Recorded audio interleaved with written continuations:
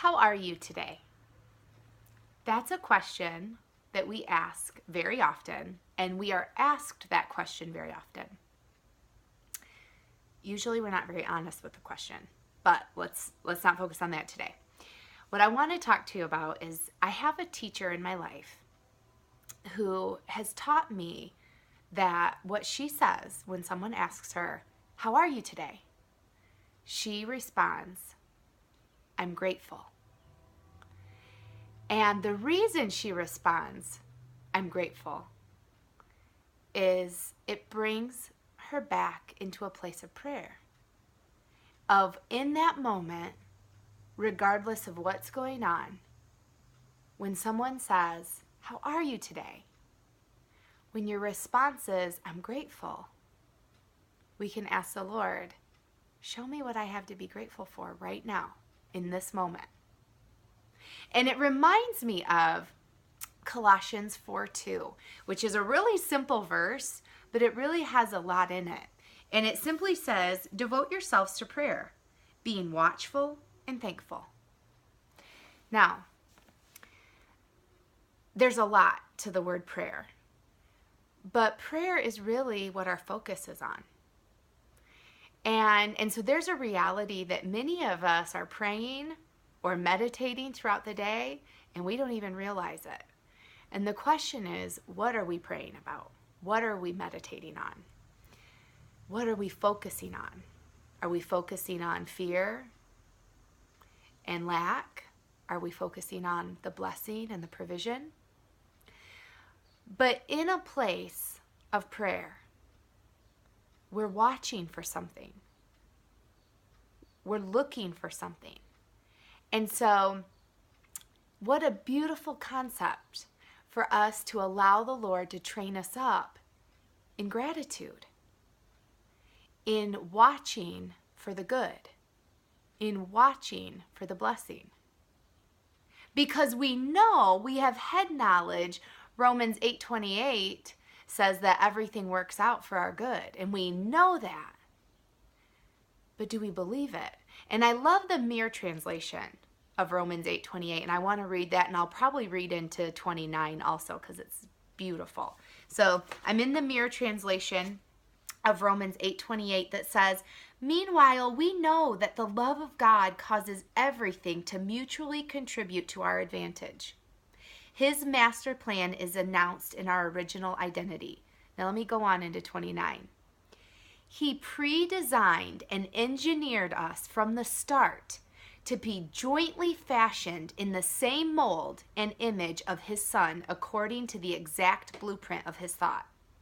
We see the original and intended pattern of our lives preserved in his Son.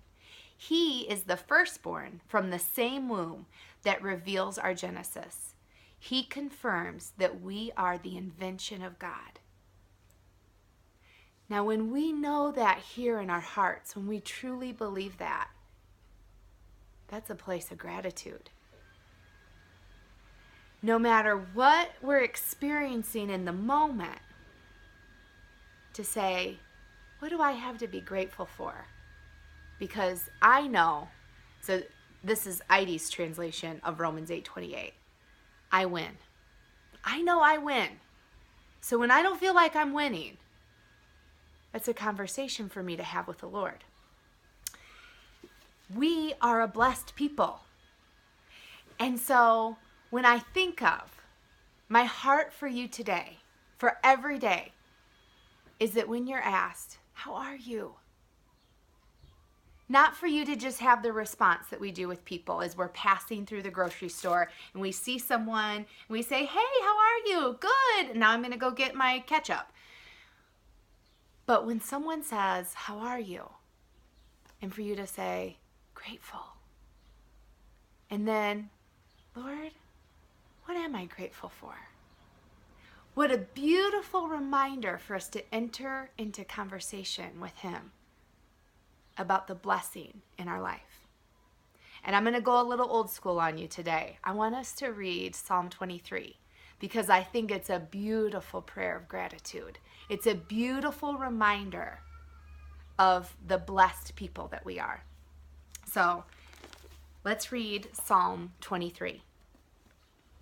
The Lord is my shepherd, I shall not want. He makes me lie down in green pastures, and he leads me beside quiet waters. He restores my soul. He guides me in paths of righteousness for his name's sake. And I just have to stop for a minute there because I just had someone ask the other day, how do I know that I'm doing the will of God? Well, the will of God, the will just means his wish for you. And God is love, and God is peace. And we know that we're moving in the direction that God has for us right here. When there's provision, when there's quiet waters, that's peace. That's where the Lord leads, in righteousness and identity. Even though I walk through the valley of the shadow of death, or other translations say the darkest of valleys. So even when it's the darkest I've ever experienced, I can say, wait a minute, I win. So Lord, show me the blessing right now in this moment. What do I have to be grateful for? Where's the provision? Because even though I walk through the darkest of valleys, I will fear no evil.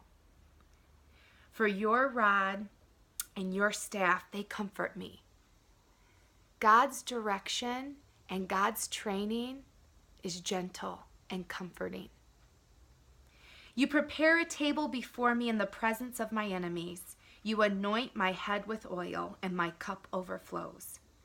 So even when it seems like wicked is prospering, we know that's not true. And so we can say, Lord, where's your provision? Where's your protection? Because we're taken care of. We are blessed. Surely goodness and love will follow me all the days of my life, and I will dwell in the house of the Lord forever, or presence of the Lord forever. And where is his presence? Within us. There's no separation from God. And so, for all of us to allow the Lord to train us up in, how are you today? Grateful.